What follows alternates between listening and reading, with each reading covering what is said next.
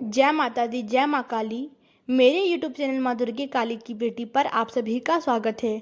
तो आज मैं आप लोगों को बताऊंगी दुर्गा सप्तशती का दूसरा अध्याय। तो शुरू करते हैं वीडियो और बताते हैं दुर्गा सप्तशती का दूसरा अध्याय। ओम मध्यम चरित्र के विष्णु ऋषि महालक्ष्मी देवता उष्णिक छंद शाकंभरी शक्ति दुर्गा बीज वायु तत्व और यजुर्वेद स्वरूप है। श्री महालक्ष्मी की प्रसन्नता के लिए मध्यम चरित्र के पाठ में इसका विनियोग है।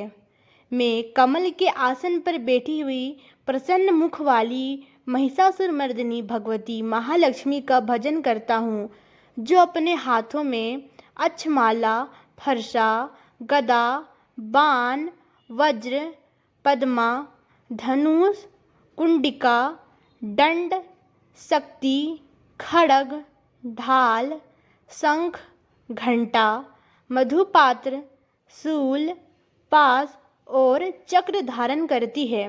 ऋषि कहते हैं, पूर्व काल में देवताओं और असुरों में पूरे 100 वर्षों तक घोर संग्राम हुआ था।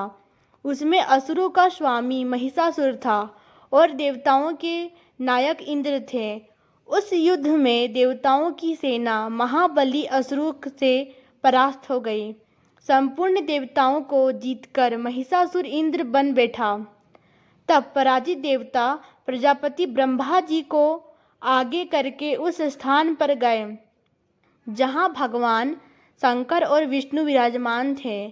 देवताओं ने महिषासुर के पराक्रम तथा अपनी अपराजय का यथावत वृत्तांत उन दोनों देवर्षियों से विस्तार पूर्वक कह सुनाया।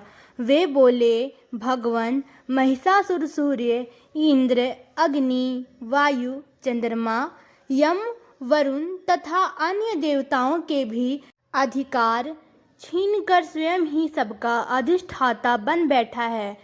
उस दुरात्मा महिष ने समस्त देवताओं को स्वर्ग से निकाल दिया है।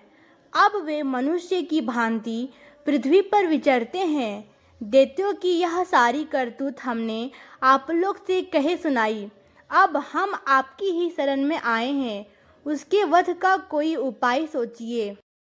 इस प्रकार देवताओं के वचन सुनकर भगवान विष्णु और शिव ने दैत्यों पर बड़ा क्रोध किया। उनकी भुहें तन गई और मुंह टेढ़ा हो गया। तब अत्यंत कोप में भरे हुए चक्रपाणी श्री विष्णु के मुख से एक महान तेज प्रकट हुआ। इसी प्रकार ब्रह्मा, शंकर तथा इंद्र आदि अन्य देवताओं के शरीर से भी बड़ा भारी तेज निकला। वह सब मिलकर एक हो गया। महान तेज का वह पुंज जाज्वल्यमान पर्वत सा जान पड़ा। देवताओं ने देखा, वहाँ उसकी ज्वालाएं संपूर्ण दिशाओं में व्याप्त हो रही थी।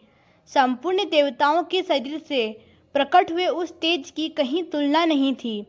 एकत्रित होने पर वह एक नारी के रूप में परिणित हो गया और अपने प्रकाश से तीनों लोकों में व्याप्त जान पड़ा। भगवान शंकर का जो तेज था, उससे उस देवी का मुख प्रकट हुआ। यमराज के तेज से उसके सिर में बाल निकल आए। श्री विष्णु भगवान के तेज से उसकी भुजाएं उत्पन्न हुई। चंद्रमा के तेज से दोनों स्तनों का और इंद्र के तेज से मध्य भाग का प्रादुर्भाव हुआ। वरुण के तेज से जंघा और पिंडली तथा पृथ्वी के तेज से नितंब भाग प्रकट हुआ। ब्रह्मा के तेज से दोनों चरण और सूर्य के तेज से उनकी अंगुलियां हुई। वसुओं के तेज से हाथों की अंगुलियां और कुबेर के तेज से नासिका प्रकट हुई। उस देवी के दांत प्रजापति के तेज से और तीनों नेत्र अग्नि के तेज से प्रकट हुए थे। उसकी भौहें संध्या के और कान वायु के तेज से उत्पन्न हुए थे। इसी प्रकार अन्य देवताओं के तेज से भी उस कल्याणमयी देवी का आविर्भाव हुआ। तदनंतर समस्त देवताओं के तेज पुंज से प्रकट हुई देवी को देखकर महिषासुर के सताए हुए देवता बहुत प्रसन्न हुए।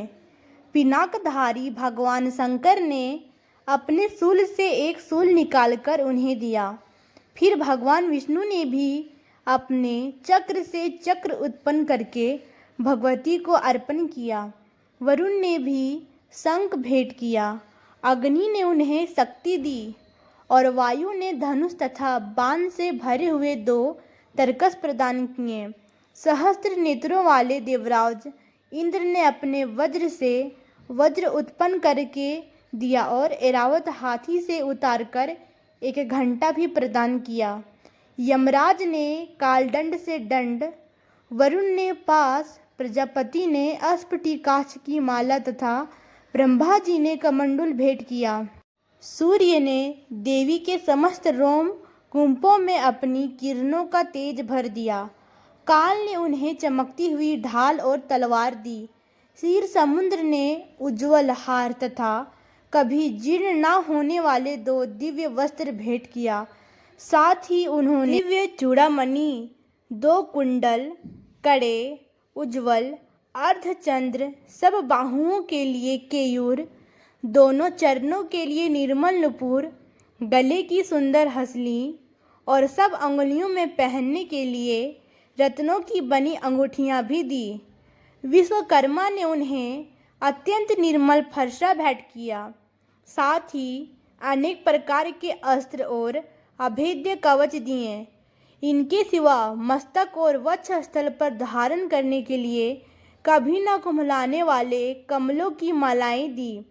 जलधि ने उन्हें सुंदर कमल का फूल भेंट किया।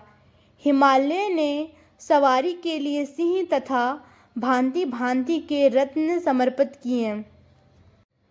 धनाध्यक्ष कुबेर ने मधु से भरा पान पात्र दिया तथा संपूर्ण नागों के राजा शेष ने, जो इस पृथ्वी को धारण करते हैं, उन्हें बहुमूल्य मणियों से विभूषित नागहार भेंट दिया। इसी प्रकार अन्य देवताओं ने भी आभूषण और अस्त्र शस्त्र देकर देवी का सम्मान किया।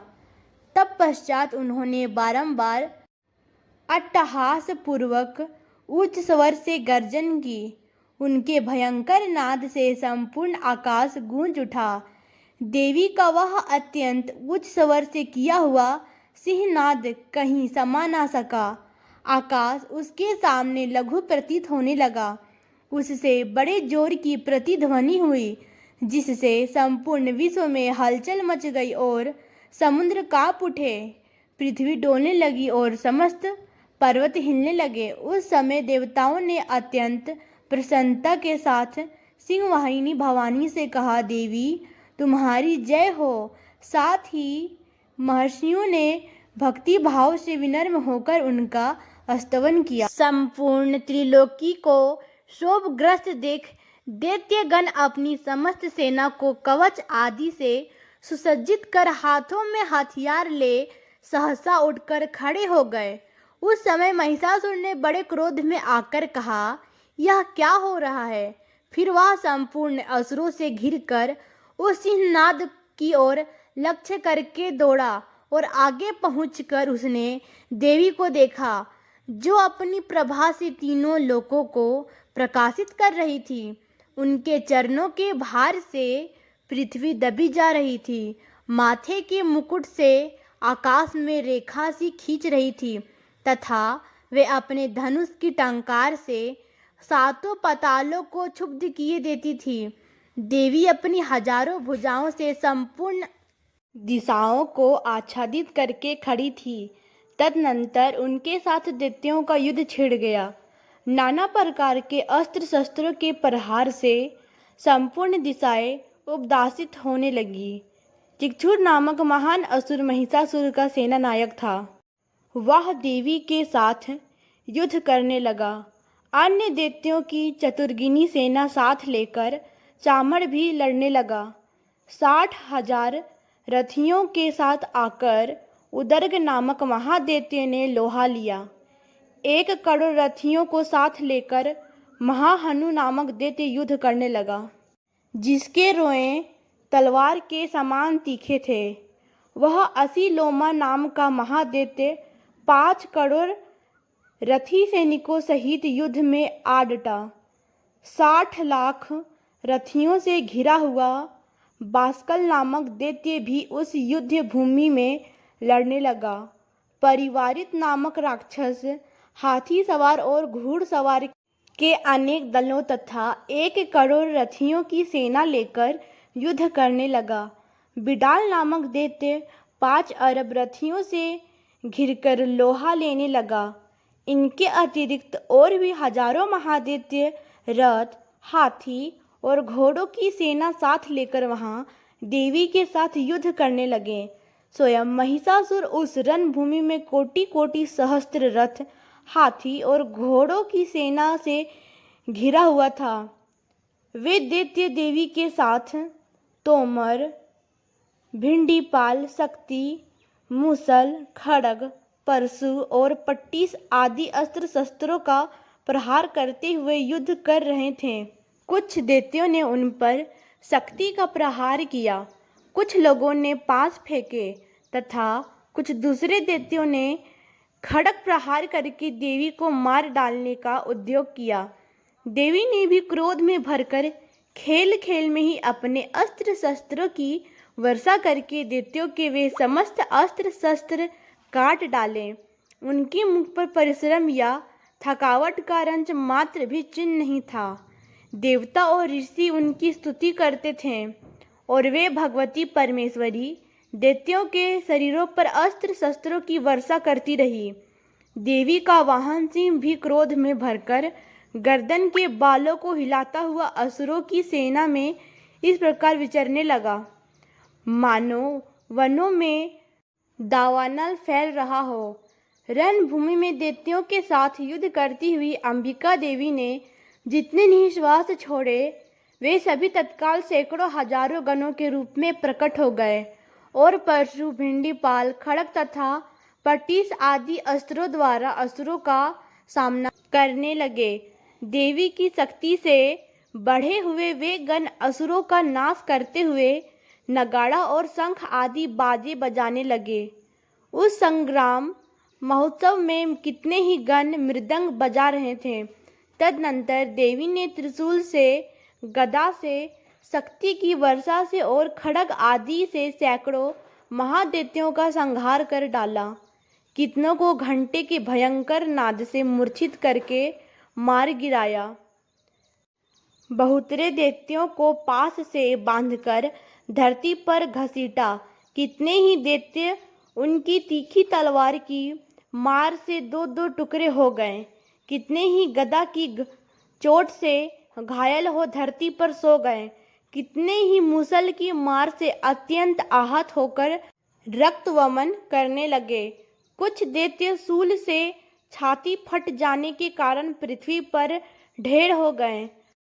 उस रणांगन में बाण समूहों की वृष्टि से कितने ही असुरों की कमर टूट गई। बाज की तरह झपटने वाले देवपीड़क दैत्यगण अपने प्राणों से हाथ धोने लगे। किन्हीं की बाहें छिन्न भिन्न हो गई, कितनों की गर्दन कट गई। कितने ही दैत्यों के मस्तक कट कटकर गिरने लगे। कुछ लोगों के शरीर मध्य भाग में ही विदीर्ण हो गए। कितने ही महादैत्य जांघें कट जाने से पृथ्वी पर गिर पड़े। कितनों को ही देवी ने 1 बाह, 1 पैर और 1 नेत्र वाले करके 2 टुकड़ों में चीर डाला। कितने ही दैत्य मस्तक कट जाने पर भी गिरकर फिर उठ जाते और केवल धड़के ही रूप में अच्छे अच्छे हथियार हाथ में ले देवी के साथ युद्ध करने लगते थे। दूसरे कबंध युद्ध के बांजों की लय पर नाचते थे। कितने ही बिना सिर के धड़ हाथों में खड्ग, शक्ति और दृष्टि लिए दौड़ते थे तथा दूसरे महादैत्य ठहरो ठहरो यह कहते हुए देवी को युद्ध के लिए ललकारते थे। जहाँ वहाँ घोर संग्राम हुआ था वहाँ की धरती देवी के गिराए हुए रथ, हाथी, घोड़े और असुरों की लाशों से ऐसी फट गई थी कि वहाँ चलना फिरना असंभव हो गया था। दैत्यों की सेना में हाथी, घोड़े और असुरों के शरीरों से इतनी अधिक मात्रा में रक्तपात हुआ था कि थोड़ी ही देर में वहां खून की बड़ी बड़ी नदियां बहने लगी।